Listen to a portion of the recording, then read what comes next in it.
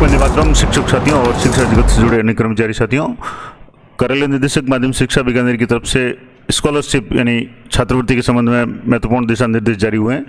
जैसे कि आप देखेंगे तो कक्षा 6 से 8 तक और कक्षा 9 से 12 तक के जो भी स्टूडेंट्स हैं, अलग अलग कैटेगरी के, अनुसूचित जाति, जनजाति और अन्य तरह की जो भी छात्रवृत्तियां हैं, सारे के सारे जो छात्रवृत्ति के प्रोसेस है वो शुरू हो चुका है। इस बार काफ़ी कुछ बदलाव है। तो सबसे पहले तो बात करेंगे कि कौन कौन सी छात्रवृत्तियां होगी। उसके बाद में सबसे पहले आपको पूर्व तैयारी क्या क्या करनी है। तो पहले तो जैसे 6ठी से 7वीं ST अनुसूचित जाति जनजाति के लिए छात्रवृत्ति है, जिसकी पात्रता है कि छात्र के पास में जाति प्रमाण पत्र हो, राजकीय या निजी विद्यालय में नियमित रूप से अध्ययनरत हो, माता पिता आयकर दाता नहीं हो और सामाजिक न्याय अधिकारिता विभाग द्वारा संचालित छात्रावास में नहीं रह रहा हो, और छात्रवृत्ति है केवल 1 वर्ष के लिए दी होगी और अगले साल उसको वापस देनी होगी, तो दोबारा आवेदन करना पड़ेगा। और सबसे बड़ी बात, आधार और जन आधार ऑथेंटिकेट हो। इसके लिए जो भी दर है वो छात्रों के लिए 6ठी से 8वीं 75 रुपये प्रति माह और छात्राओं के लिए 125 रुपये प्रति माह, ST ST दोनों के लिए। और दस्तावेज जिसमें जाति प्रमाण पत्र, आय प्रमाण पत्र, जन आधार, ये जरूरी है। और इसकी जो भी लास्ट तारीख है वो 31/8/2024 है। तो ये तो हो गया ST SC 6ठी 7वीं। OBC के लिए भी ये नियम है कि उसके पास OBC जाति का सर्टिफिकेट हो, आय है वो 2,50,000 से अधिक नहीं हो। इसके अलावा अन्य जो भी किसी हॉस्टल वगैरह में नहीं रह रहा हो, आधार जन आधार ऑथेंटिकेट हो। और इसकी छात्रवृत्ति 100 रुपये प्रति माह प्रति स्टूडेंट है। और इसके बाद में तीसरी जो है वो है 9वीं 10वीं में अध्ययनरत छात्र छात्राओं के लिए पूर्व मैट्रिक छात्रवृत्ति केंद्र प्रवर्तित, जिसमें अलग अलग कैटेगरी वाइज अनुसूचित जाति के छात्रों के लिए है, जिसमें भी आय प्रमाण पत्र वगैरह और बाकी सारे नियम कॉमन है। जन आधार ऑथेंटिकेट होना चाहिए, आधार ऑथेंटिकेट होना चाहिए, और जो भी भुगतान है वो आधार सीडेड बैंक में किया जाएगा। तो बैंक में एक जो भी आधार नंबर वगैरह वो होना चाहिए। और 9वीं 10वीं कक्षा के छात्रवृत्ति के लिए वार्षिक है, जो डे स्कॉलर है उनको 3500 रुपये, 3500, और जो हॉस्टलर है, हॉस्टल में रहने वाले हैं, उनको 7000 रुपये। इसके लिए भी जाति प्रमाण पत्र, आय प्रमाण पत्र और जन आधार ऑथेंटिकेट वगैरह होना जरूरी है। तारीख इसकी भी 31/8/2024 अंतिम है। इसके बाद जो 9वीं 10वीं में अध्ययनरत अनुसूचित जनजाति के छात्र छात्रा है, ये भी केंद्र प्रवर्तित छात्रवृत्ति है। और इसमें भी नियमित रूप से अध्ययनरत हो, कैटेगरी जाति का प्रमाण पत्र हो, 2,50,000 से ज़्यादा आय नहीं हो, सक्षम अधिकारी का आय प्रमाण पत्र हो। ये जरूर ध्यान रखें कि सक्षम अधिकारी का आय प्रमाण पत्र हो, छात्रावास में नहीं रह रहा हो। और इसी तरीके से इसमें भी जो भी छात्रवृत्ति है 225 रुपये प्रति माह 10 महीने के लिए, और हॉस्टल के लिए 525, और पुस्तकें और एडॉक के लिए 750 एक मुश्त, और हॉस्टलर के लिए 1000। तो ये तो हो गया आवश्यक दस्तावेज।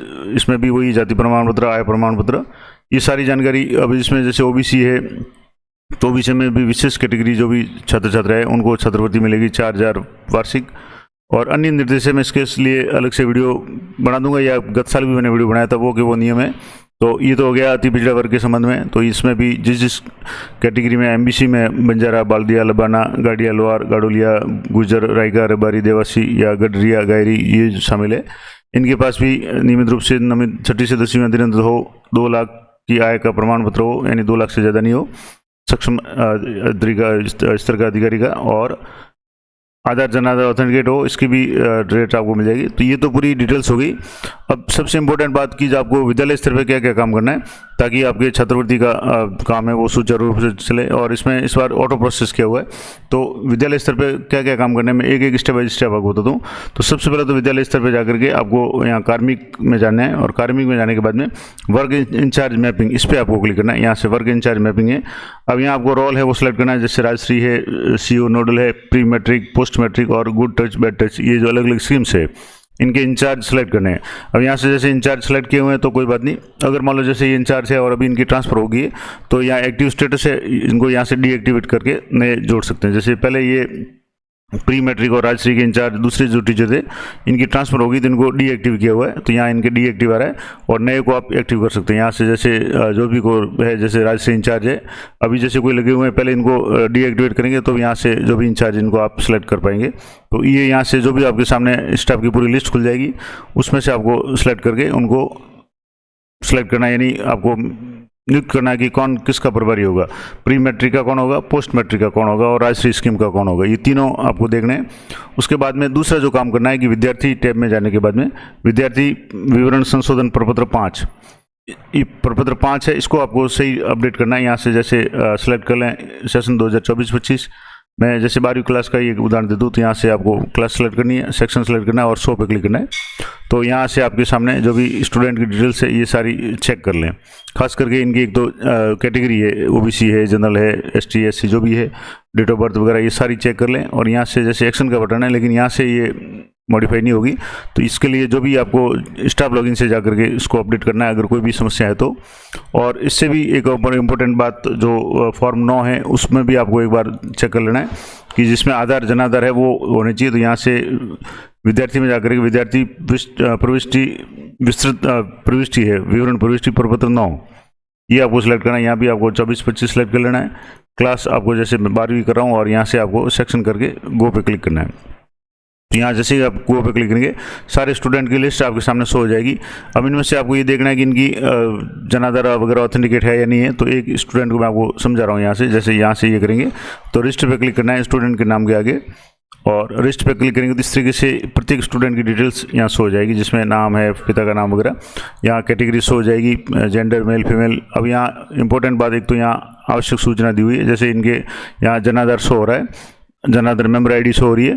तो अगर आवश्यक सूचना है कि अगर मान लो किसी के जनाधार शो नहीं हो रहा है या कुछ गड़बड़ है, ऑथेंटिकेट नहीं है, तो आवश्यक सूचना आधार जनाधार में सुधार, कक्षा अध्यापक स्टाफ मिड लॉगिन में ऑथेंटिकेट स्टूडेंट जनाधार आधार इन्फॉर्मेशन, इस पे इस मॉड्यूल से करना है।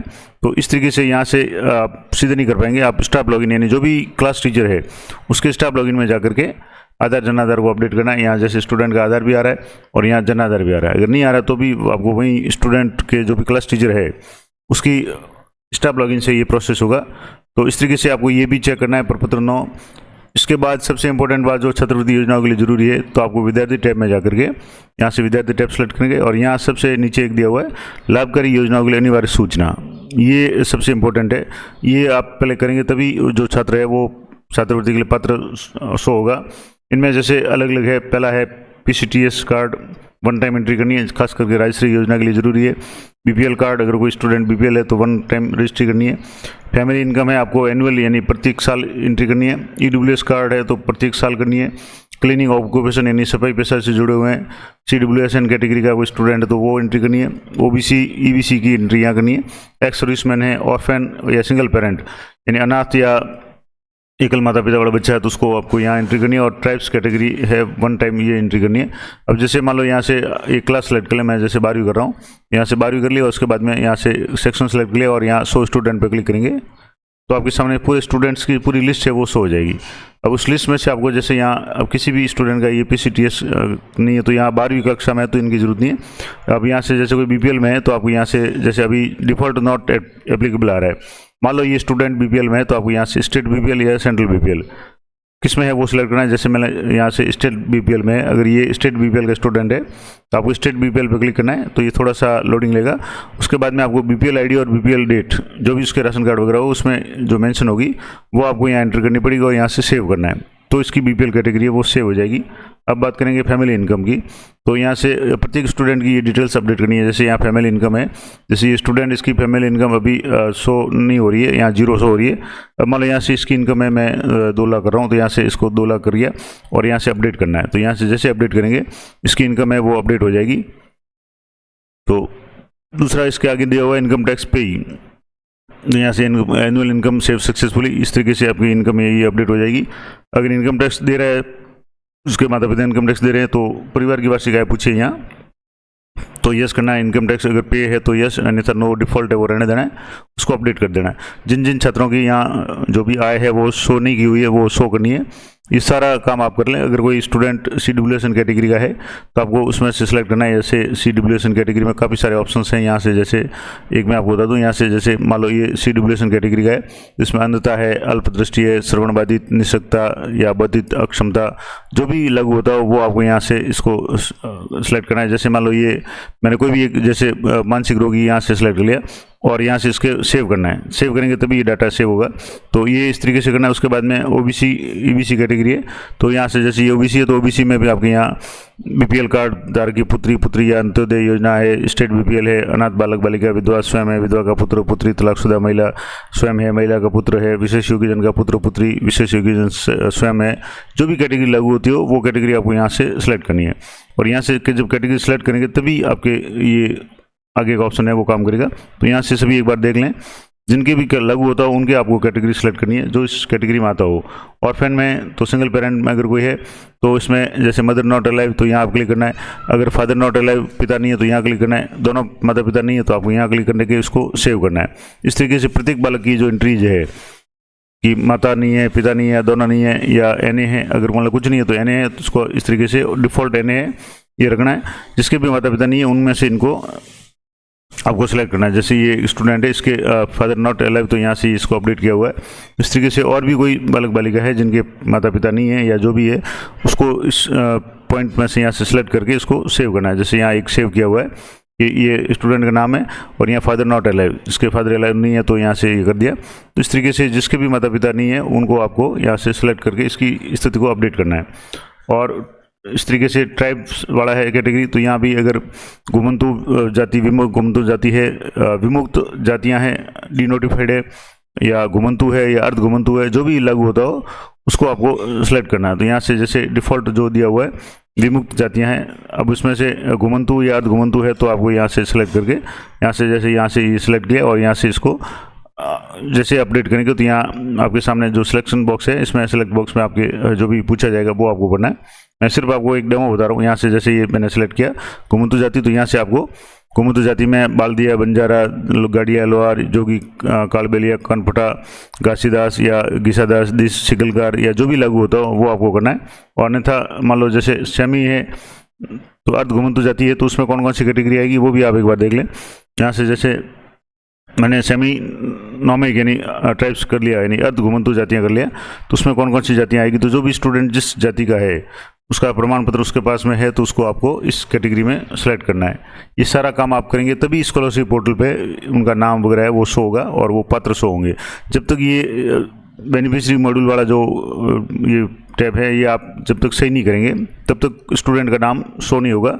और कई बार पिछली बार भी ये कई लोगों की समस्या आ रही थी, कई लोगों के बार बार फ़ोन भी आ रहे थे कि स्टूडेंट का नाम है, पत्र है लेकिन शो नहीं हो रहा है। तो उसका कारण ये है कि आपने ये जो प्रपत्र जो था जिसमें आय वाला है, जाति वाला है या अन्य जो भी है वो सारे हैं वो आपने अपडेट नहीं किए। तो ये जैसे अभी थोड़ा सा साइट इशू है तो ये यहाँ से आप देख लेंगे, यहाँ जो भी जातियाँ यहाँ शो हो रही हो उनको आपको एक बार सेलेक्ट करके देख लेना है कि जो भी स्टूडेंट है उसकी कौन सी जाति है वो लागू होती हो, वो ले करके यहाँ से आपको सेलेक्ट करके इसको सेव कर लेना है। तो ये तो हो गया। अब थोड़ा सा ये टाइम ले रहा तो देखते हैं। अब जो इम्पोर्टेंट बात है कि सबसे पहली बात है कि प्री मैट्रिक और पोस्ट मैट्रिक छात्रवृत्ति सिस्टम में ऑटो अप्लाई शुरू हो गया है और इसके लिए आपको दो तरह के ऑप्शन मिलेंगे। आप विद्यालय लॉगिन से भी इस पे जा सकते हैं, SDPMS पोर्टल पे, साला दर्पण यानी ये SDBSD यानी बेनिफिशियरी स्कीम जो मॉड्यूल है उस पर जा सकते हैं। तो एक तो हो गया कि ऑटो सिस्टम होगा और प्रतिदिन रात 10 बजे से सुबह 9 बजे तक पोर्टल पे ऑटो अप्लाई सिस्टम चलेगा। तो आपको कुछ नहीं करना है, आपको जो भी डिटेल्स है वो अपडेट करनी है, आपको अप्लाई नहीं करना है, अप्लाई ऑटो हो जाएगा। लेकिन जो भी डिटेल्स है वो सही होगी तभी ऑटो होगा। और इस दौरान स्कूल प्री मैट्रिक या पोस्ट मैट्रिक प्रभारी साला दर्पण BSP यानी बेनिफिशियरी स्कीम पोर्टल है, लॉगिन के माध्यम से मैनुअल रूप से आवेदन नहीं कर सकेंगे, यानी आप आवेदन नहीं कर पाएंगे 10 से 6 तक, लेकिन आवेदनों की निगरानी या सत्यापन कर सकेंगे। और जो भी पात्र छात्र किसी कारणवश प्रभारी द्वारा आवेदन नहीं कर पाते हैं या आवेदन पेंडिंग है उनका ऑटो सिस्टम से आवेदन कर दिया जाएगा। ये तब होगा जब आप जो भी कॉलम्स मैंने अभी आपको बताए थे वो सारे पूरे हो जाएंगे। यहाँ से जैसे अभी ये थोड़ा सा लोडिंग ले रहा है तो ये इस तरीके से यहाँ जितने भी ये जो कॉलम्स है जो आपको PCTS कार्ड है, BPL कार्ड है, फैमिली एनुअल इनकम वगैरह, ये सारे आप एक बार अपडेट कर लेंगे तो ऑटो इसका सिस्टम हो जाएगा। और मान लो ऑटो अप्लाई प्रतिदिन तभी काम करेगा जब भी किसी विशेष योजना के लिए शेड्यूल अभी भी चल रहा हो, यानी जब डेट उसकी होगी, डेट के बाद ये ऑटो शेड्यूल नहीं होगा।